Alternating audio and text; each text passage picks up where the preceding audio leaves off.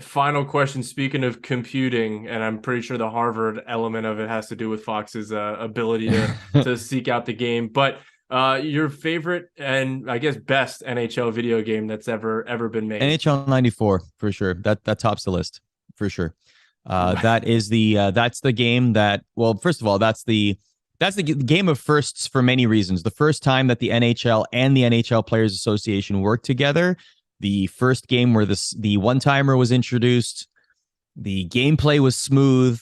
The players were like, it just so much about it. The gameplay was smooth. The graphics were nice. It was fun to play. It's still fun to replay. The organ was in it. In the Sega CD version was the actual like organ sounding music. Dieter Rule, I believe he does the organ for the Kings, or did at one point. He actually recorded the organ tracks by arena for the game.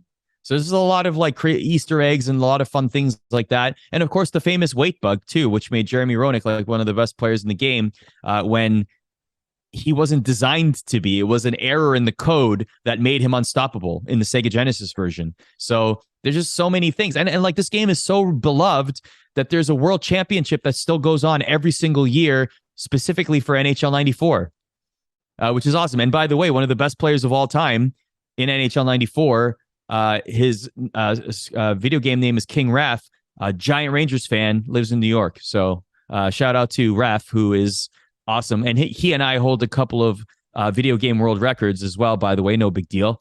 But he's a massive Rangers fan. So really cool. A little pat on the back. I will say that I was still not born yet when that game came out, so it's hard for me to fully relate to that. But Arda, thank you very much for joining us and appreciate you coming on. Anytime. Thanks for having me.